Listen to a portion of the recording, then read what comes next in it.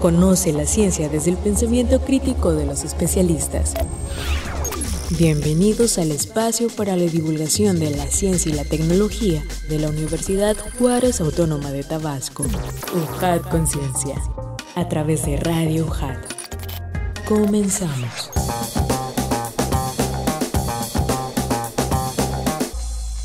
¿Qué tal, Radio Escuchas? Bienvenidos a un programa más de UJAT Conciencia. Estamos transmitiendo a través de Radio UJAT 107.3 FM Voz Universitaria y en internet en radio.ujat.mx. Sean bienvenidos al conocimiento científico generado por los actores de nuestra Universidad Juárez Autónoma de Tabasco, siendo una producción original de esta casa de estudios, pero también de la Secretaría de Investigación, Posgrado y Vinculación, realizado por la Dirección de Difusión y Divulgación Científica y Tecnológica. Nos da muchísimo gusto que nos acompañen en esta edición, y es que estamos transmitiendo completamente en vivo desde Avenida Universidad Sin Número, Zona de la Cultura, Colonia Magisterial, Villahermosa, Centro Tabasco, código postal 86040, XHUJAT. En ese miércoles 12 de mayo 2021, aprovechamos a enviarle un fuerte abrazo a todas las madrecitas que nos están escuchando, un fuerte abrazo y felicitación, y pues también aprovechamos en esto que ya andamos de los agradecimientos, pues agradecemos al Consejo de Ciencia y Tecnología del Estado de Tabasco y al Colegio de la Frontera Sur por el apoyo brindado en la realización de este programa.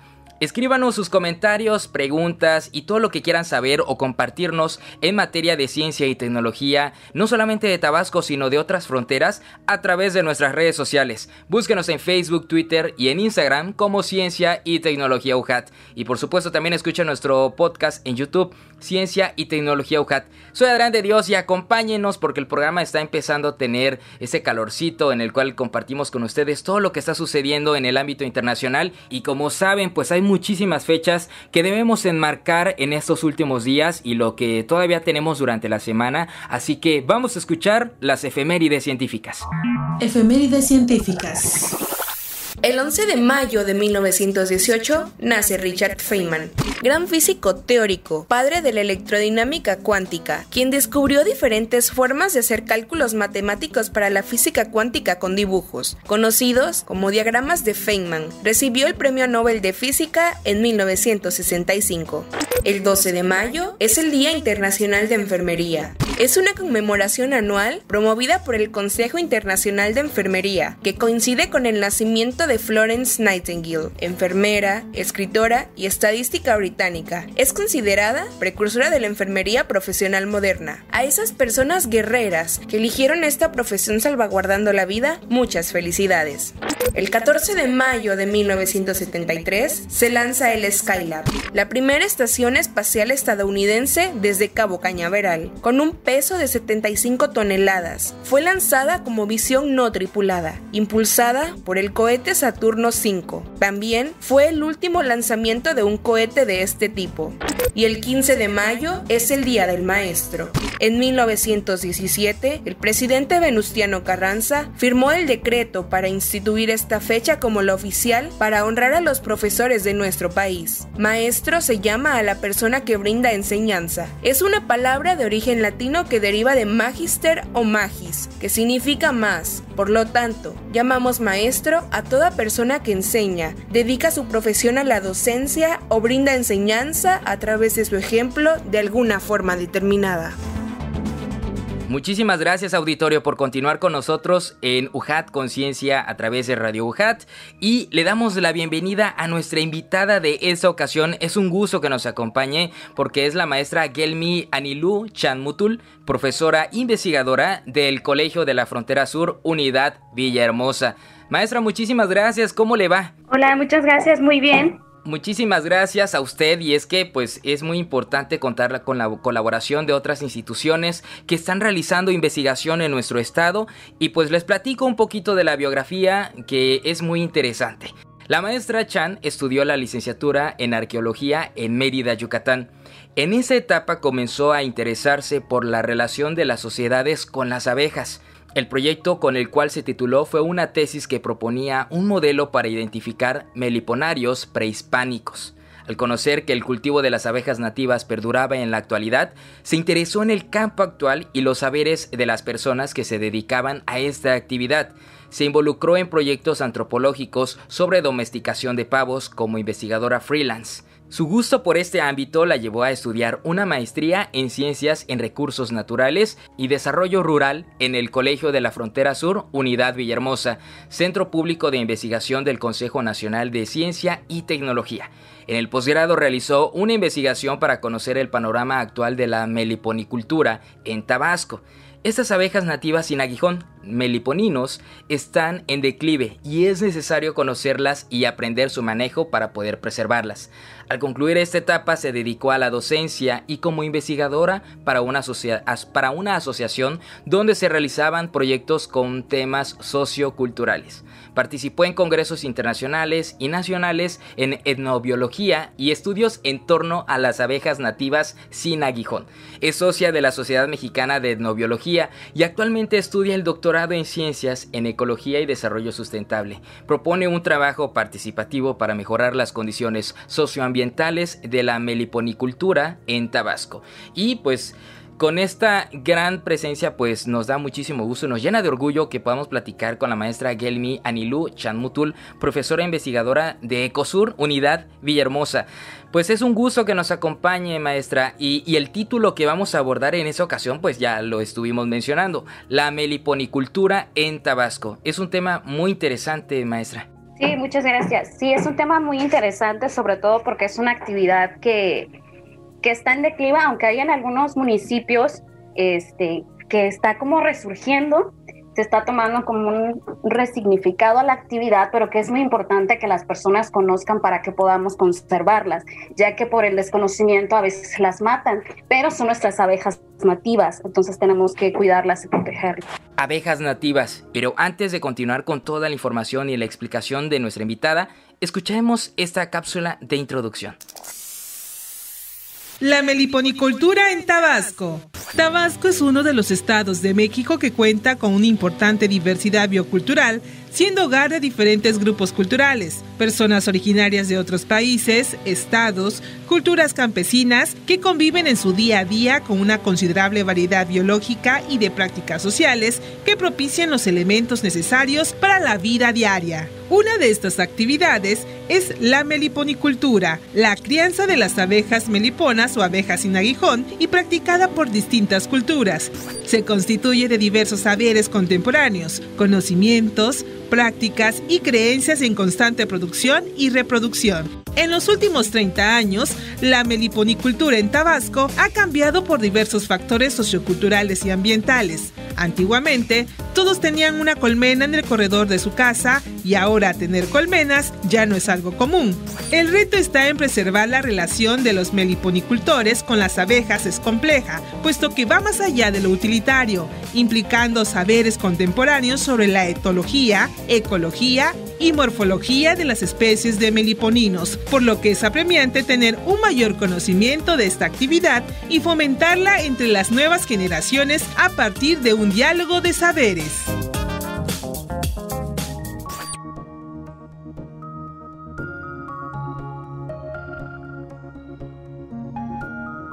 Ahora sí, maestra, pues vamos a darle ya los micrófonos, ya hemos participado mucho nosotros y queremos que usted nos platique, ¿no? Todo lo que encierra esta investigación.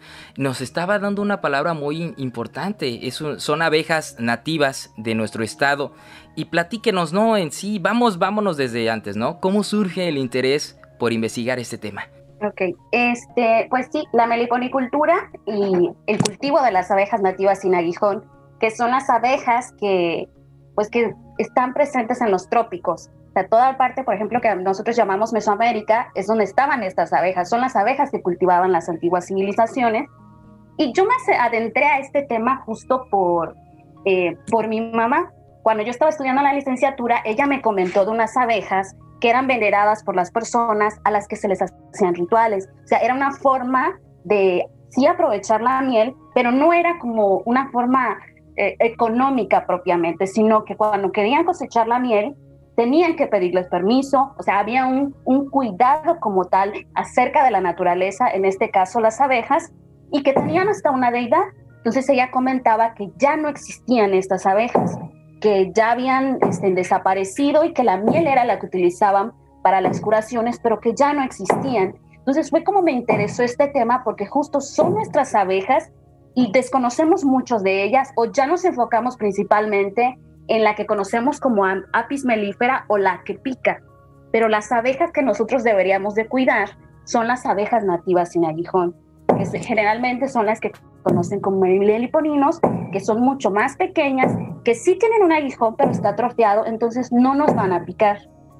Pero hay mucho desconocimiento actual acerca de esas abejas. Por eso me interesó esta parte histórica de que conociéramos desde hace cuánto que se cultivan, que es aproximadamente desde hace 2000 años, y que hay otros lugares donde se está tratando de hacer proyectos de rescate, y hay otros lugares que en donde se desconocía por completo qué estaba sucediendo con la meliponicultura, por ejemplo, en el caso de Tabasco, donde habían pocos estudios. Aparentemente en los últimos 20 años solo han existido 3 trabajos y que solo eran enfocados en ciertos municipios, que podrían ser Tacotalpa, la zona donde están los chontales, o donde también habían estado, que era en Tenosique, pero no se sabía en realidad qué estaba pasando con la meliponicultura, quiénes lo estaban realizando, qué abejas estaban cultivando. Entonces era necesario, si nosotros queremos crear proyectos para salvaguardar las abejas, es necesario también que conozcamos quiénes son los que cultivan las abejas y cómo lo hacen.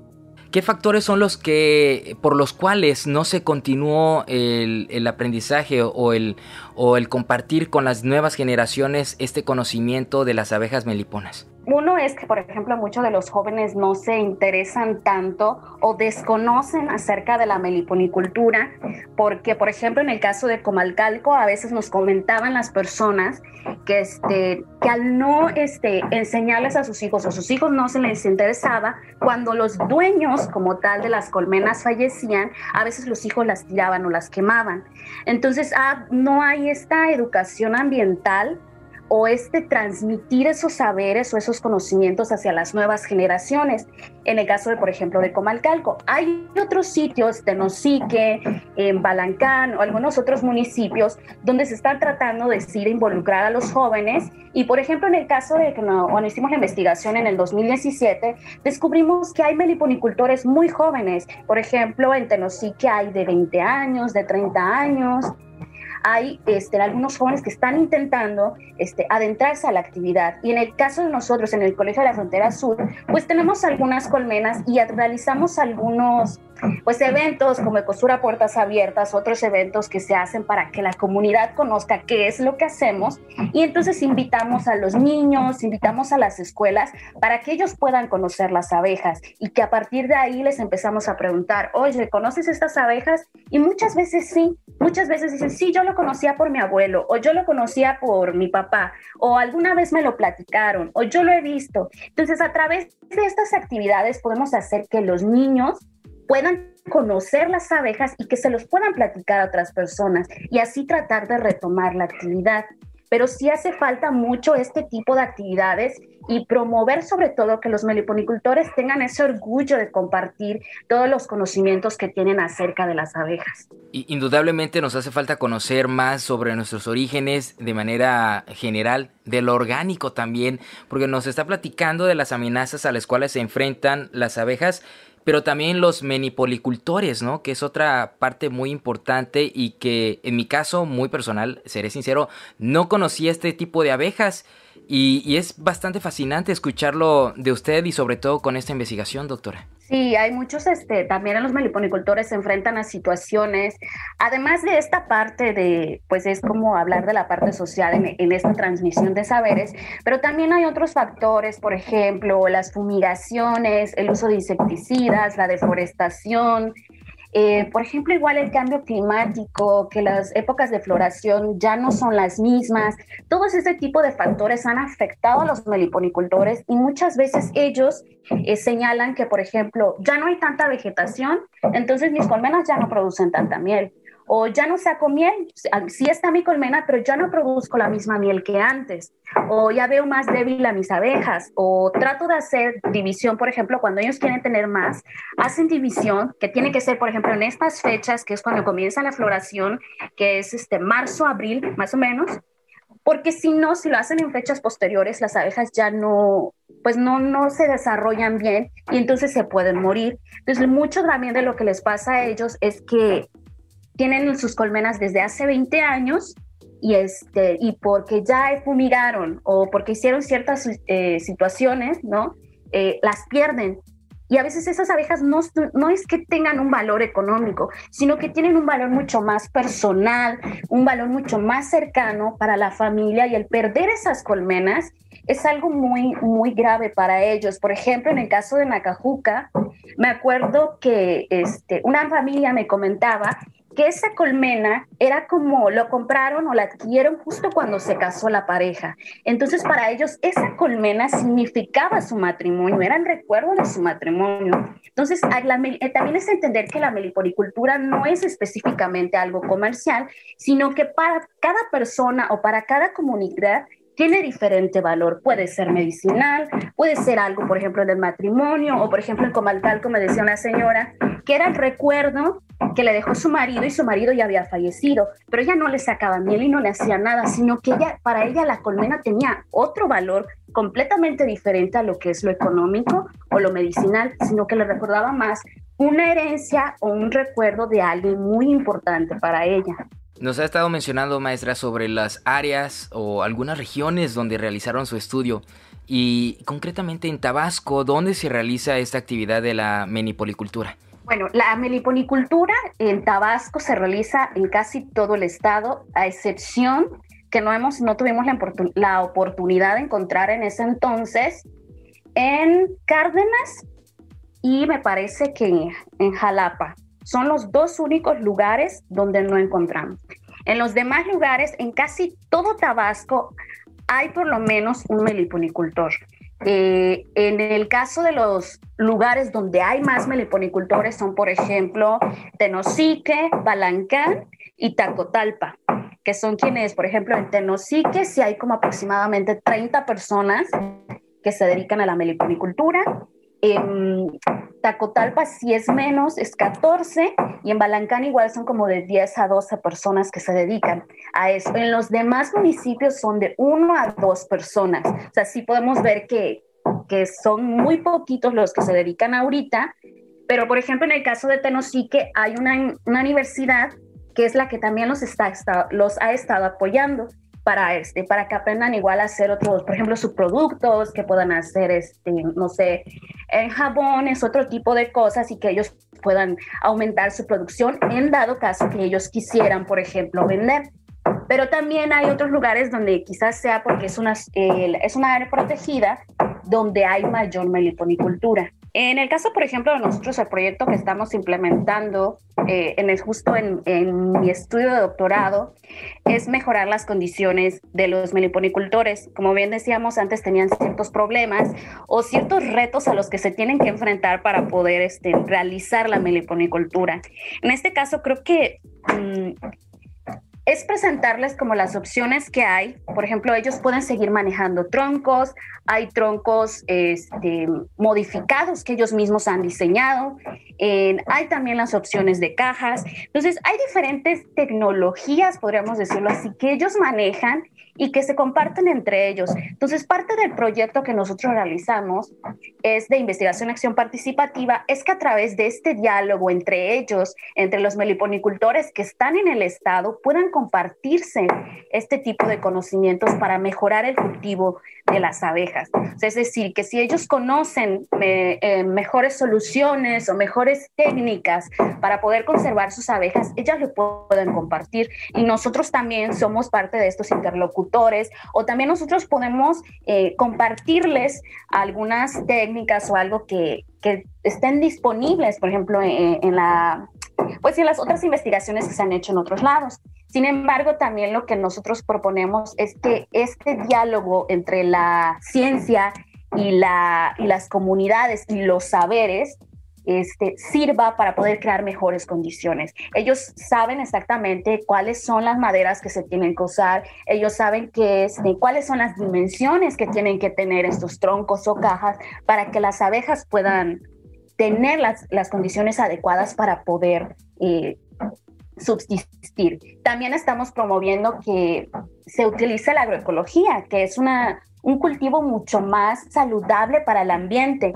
Entonces, justo ellos mencionan que si tú no quieres ser meliponicultor, tienes que reforestar. Las abejas necesitan a las plantas y las plantas necesitan a las abejas. Entonces, pues estamos promoviendo esta idea dentro de los meliponicultores para que puedan tener unas mejores condiciones, puedan tener las abejas en condiciones óptimas y que después ellos más adelante decidan si quieren vender o es algo mucho más personal. Esa importancia que puntualizaba apenas, maestra, ¿puede platicarnos de esa importancia de las abejas para pues nuestra vida? Bueno, sí, justo creo que todos hemos escuchado que las abejas son los polinizadores por excelencia, ¿no? Ellos polinizan por lo menos el 70% de lo que nosotros consumimos.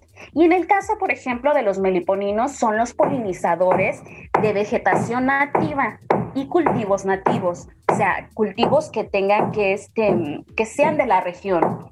Entonces, por ejemplo, hay estudios que dicen que los meliponinos han servido o han tenido mejores beneficios cuando cultivamos, por ejemplo, tomate, pepino, chile habanero. O sea, los productos o los frutos que se obtienen de esa polinización son mucho mejores, o sea, son más grandes, tienen mejores condiciones. Entonces, también estas abejas tienen que ir a la par con esa vegetación, que tiene que ser la vegetación nativa. Si, por ejemplo, yo, que soy meliponicultor de Tabasco, quiero tener un meliponario, pues tengo que tener mi colmena, pero también tengo que sembrar pura vegetación nativa de Tabasco. Y entonces así yo ayudo con esas abejas, ayudo a esas plantas y esas plantas también les van a dar este alimento o les van a dar estos, por ejemplo, o si siembran algún tipo de árbol que pueda servir como nido o que pueda servir como polen o que pueda servir para que ellos puedan producir la miel. Entonces creo que es una ayuda mutua, ¿no? Nosotros les damos las plantas que ellos necesitan y ellas también, ¿no? Al polinizarnos nos hacen que tengamos un mejor consumo, ¿no? Porque al final son plantas o vegetación o frutos que van a tener mejores condiciones y van a ser mucho más saludables, porque justo estas abejas no van con los agroquímicos, o sea, no van con estas sustancias o pesticidas que son completamente químicos, porque estas abejitas son mucho más sensibles a esto y automáticamente las matan. Entonces tenemos que tener un cultivo mucho más amigable con el ambiente. Híjole, maestra, es muy interesante lo que nos platica porque hacen que el meliponicultor se comprometa también a respetar la flora y fauna de nuestro estado y hacen también que las nuevas generaciones se interesen en participar en todo esto, ¿no? ¿Qué procesos realizaron en esta investigación que permitan también entender a las nuevas generaciones la importancia de voltear a ver a nuestra cultura, a nuestras raíces? Bueno, cuando nosotros hicimos esta investigación, lo que hicimos fue acercarnos completamente e investigar dónde estaban esos meliponicultores. No había un registro como tal, eso sí. Teníamos que empezar de cero, ir a las comunidades, preguntar si conocían estas abejas, si nos topábamos momentos en los que decían, no, pues sí había, pero ya no hay. Y cuando encontrábamos a alguien, pues a partir de esto, se le llama bola de nieve, cuando alguien te dice sobre otra persona y vas como conectando con varios. Entonces, a partir de eso, nosotros íbamos preguntando acerca de estos retos, cómo ellos manejan a sus abejas.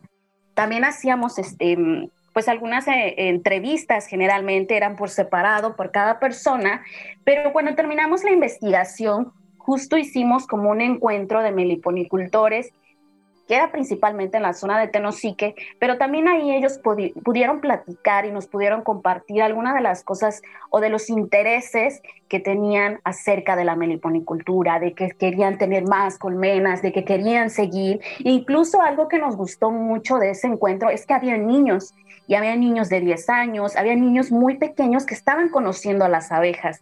Y también nos llegó a pasar que muchas veces preguntábamos quiénes eran los dueños de las colmenas, y así como decía una persona que decía, bueno, yo, o la esposa, o el papá, pero también había veces, no, pues toda la familia participamos, o a veces estamos haciendo esto y mi hijo está aquí, y mi hijo también quiere aprender. Entonces creo que parte de ese trabajo fue el entender que hay muchas cosas por hacer, o sea, como que encontramos esas áreas de oportunidad que todavía faltan y que son las que queremos aplicar justo en la investigación de doctorado.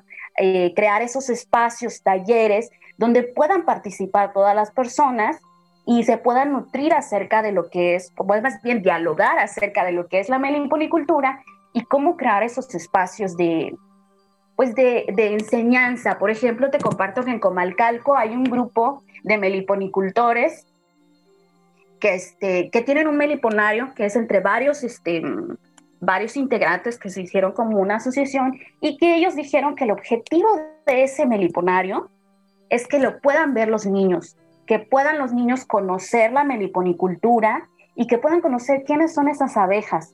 Entonces hay quienes tienen esa idea de quiero tener estas abejas para que los demás niños lo conozcan y les interese. Entonces eso también es parte, o es uno de los objetivos de este proyecto, que ellos mismos puedan compartirla a los demás, a los niños, a los jóvenes, ese interés acerca de las meliponiculturas. Y quién mejor que ellos, que son los que realizan la actividad y que son los que conocen todo acerca de las abejas. ¿Cómo son esas actividades que realizan? Porque viendo algunos videos de cómo es que hacen la meliponicultura, pues no pican las abejas, ¿no? ¿Cómo es el cultivo de estas abejas que podamos todos ser partícipes también, maestra? No pican estas abejas. Sí hay varias, por decirlo así, no pican, pero uno de sus métodos de defensa es morder. Pero generalmente las que las personas han estado cultivando no muerden. El manejo no necesitas como tal una herramienta como lo hacen los apicultores, un traje. Tú puedes ir, sí, ellos lo que dicen, por ejemplo, que lo hacen en las mañanas, tienen que estar limpios. Por ejemplo, justo en estas fechas son las fechas en las que se hace la división, se hace la cosecha. Ahorita muchos meliponicultores deben de estar cosechando miel. Y lo que hacen es, por ejemplo, pueden hacerlo a través de jeringas, sacarlo es que tendrás que ver una colmena, porque las colmenas son muy diferentes a las de las apis. Las colmenas de los meliponinos, por ejemplo, los panales forman como una especie de pirámide, y la parte donde están la miel y el polen son puras bolitas. Entonces, si tú quieres sacar la miel, tiene que ser de estas bolitas.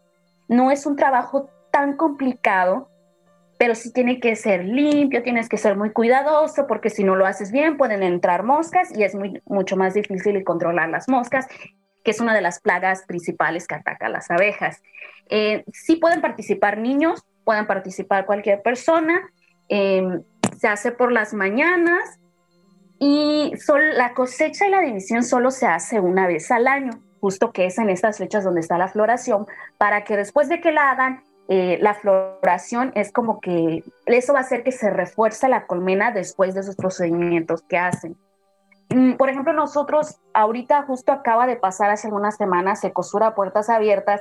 Cuando no estaba lo de la pandemia, lo que nosotros hacíamos era que los niños pudieran ver a las abejas, o sea, se pudieran acercar, les abríamos las colmenas y les mostrábamos cómo son las abejas. Igual hace algunos años hicimos un curso de capacitación para que las personas aprendieran a dividir, y estaba abierto a cualquier público. Es parte de estas estrategias para que las personas puedan conocer y ver a las abejas.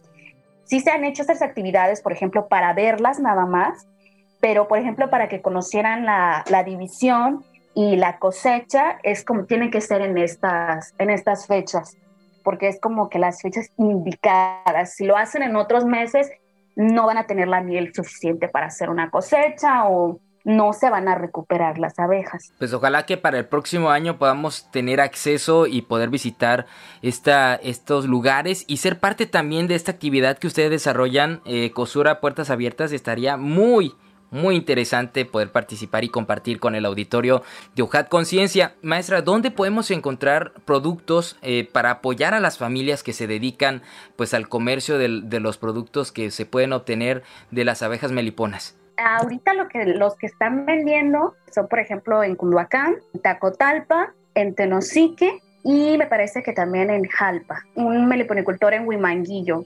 Son el que tienen sus redes sociales. Igual si alguno lo quisiera, se los podemos compartir después. Y ellos son los que han estado vendiendo en goteros de miel o también hacen, por ejemplo, preparados de miel con polen, que son como multivitamínicos que pueden servir mucho a las personas o, por ejemplo, ahorita para reforzar su sistema inmunológico, problemas de la garganta, problemas de los ojos. Entonces ellos lo venden a precios accesibles.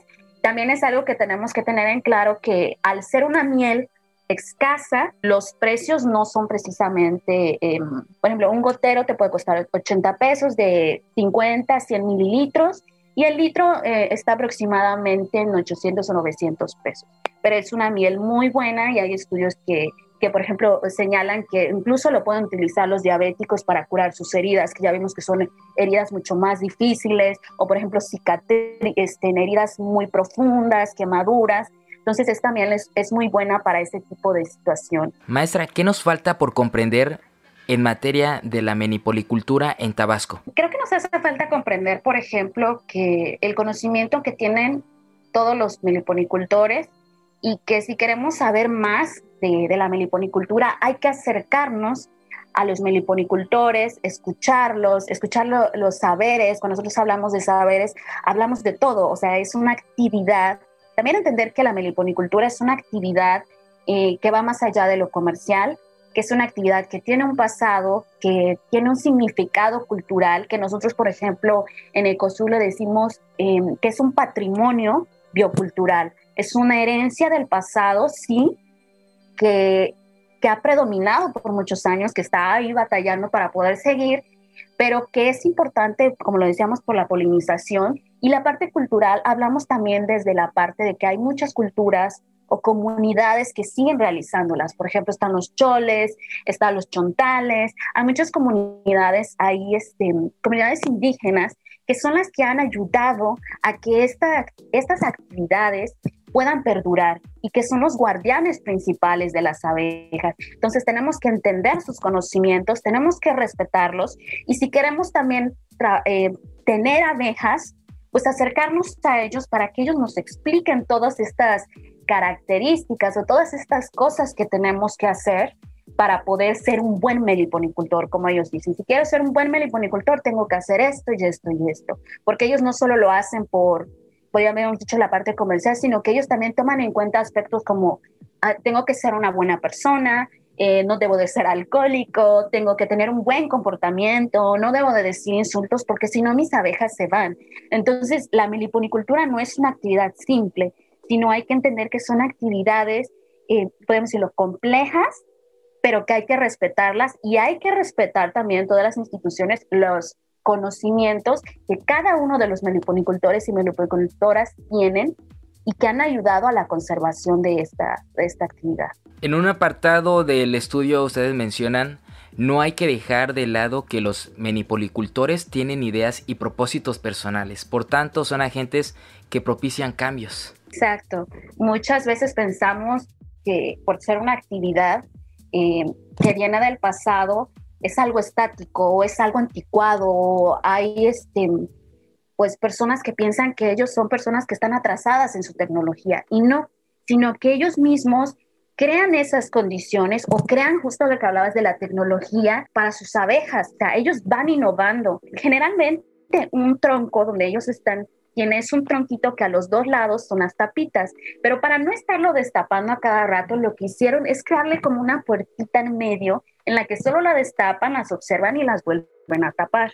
Entonces son como que adaptaciones que ellos han hecho por las necesidades que tienen acerca de pues mejorar, quizás facilitar este manejo. Y también hablamos, por ejemplo, de la vegetación que ellos utilizan o cómo diseñan ellos incluso sus meliponarios. Por eso decimos, en el caso de una investigación participativa, es que ellos sean los que digan, ay, tenemos estos problemas y vamos a tratar de solucionarlo así. O sea, es que ellos participen en las investigaciones y que dejemos de verlos como objetos de los que tenemos que extraer información o que nosotros les vamos a enseñar, sino que las investigaciones tienen que ser mucho más participativas y ellos van a contribuir en ese diálogo a crear las estrategias que necesitan para poder mejorar las condiciones de la meliponicultura y el que al final sea como que el objetivo, yo quiero tener mis abejas así, pues vamos a hacer esto. No lo que yo quiera, sino lo que ellos quieran y lo que ellos necesiten. Ay, qué padrísimo que esta ciencia no solo los considere como parte de la población de estudio, sino que en realidad los vinculen. Y hablando de vinculación, maestra, ¿quiénes se vinculan o participan en este estudio? Nos ha platicado de los melipolicultores tabasqueños, ¿no? Pero investigadores, estudiantes, ¿qué otras instituciones participan? En el caso del trabajo del 2017, se involucraron bastantes instituciones justo porque no teníamos como tal podemos decirlo, listado de meliponicultores. Entonces estuvo la CONAM, la Comisión Nacional de Áreas Protegidas, estuvo también la UP, que es la Unidad Politécnica Mesoamericana, que está en Tenosique. También apoyó la Cruz Roja, que tenían algunos proyectos en Jonuta y que conocían un grupo de mujeres meliponicultoras. Estuvo también parte de ese entonces la Zagarpa, que era como que los que también nos contactaban. Y habían otras personas, ingenieros, personas que estaban en Tabasco y que conocían justo cómo se realizaba la meliponicultura. También estuvo la Intercultural, que está en Oxolotán, Universidad Intercultural. Ellos también nos apoyaron. Pues se involucraron varias instituciones que tenían como un registro previo o que habían estado trabajando antes. En la investigación actual, pues nos estamos involucrando más que nada. Estamos empezando todavía, pero queremos involucrar otra vez a la UPM, que justo son los que están en Tenosique, y al Área Nacional, la CONAM otra vez, porque son los que han estado trabajando con ellos, y pues ver quiénes más les interesaría pues participar con nosotros en este proyecto participativo. Maestra, la vemos muy entusiasmada, la escuchamos muy entusiasmada. ¿Qué satisfacciones le da ser partícipe del estudio de la meliponicultura en nuestro estado? A mí me da mucho orgullo y mucha felicidad seguir trabajando con este tema. Justo como mencionabas, este tema para mí empezó desde la licenciatura y creo que hay muchas cosas que hacer. Creo que la ciencia debe de contribuir con las personas y yo sigo con la idea de que hay que hacer una ciencia mucho más participativa y descolonizadora, dejar de trabajar con las personas, entender qué es lo que quieren. Entonces, para mí, hacer este proyecto es algo que necesitaba, es como dar el siguiente paso. El trabajo del 2017 para mí era un trabajo de, bueno, hay meliponicultura, ya sabemos que hay, pero ¿cuáles son los retos y cuáles son las condiciones que tenemos que mejorar? Todas las personas dicen que hay deforestación o dicen que hay instituciones que quieren como que tratar de que las instituciones, o sea, que hagan lo que las instituciones quieren. Y no, lo que tenemos que hacer es escuchar a las personas. A mí me da mucho gusto, me da felicidad ser parte de algo que pueda ayudar a las personas, en este caso, que puedan tener sus abejas por el significado que tienen para ellos, porque no es algo simple, sino que es algo que tiene mucho valor para ellos. Y entonces poder ser parte de una actividad así y poder contribuir en algo como investigadora o como alguien que está estudiando un doctorado, creo que es algo que me llena a mí en este momento y que sí estoy muy, muy emocionada por poder contribuir en algo así. Y esperemos que el proyecto sea exitoso y que podamos mejorar justo por ellos, que podamos ayudarlos a que las abejas, que la actividad continúe, pues porque también lo necesitamos para el medio ambiente, pero también lo necesitan ellos, porque ellos son los que lo piden. Ojalá y esperemos de verdad, maestra, que puedan tener esa trascendencia y se pueda lograr el objetivo, los objetivos que ustedes planteen con este y los demás estudios que realicen, no solamente en esa materia, sino en pro de la misma sociedad, de las culturas de nuestro hermosísimo Tabasco.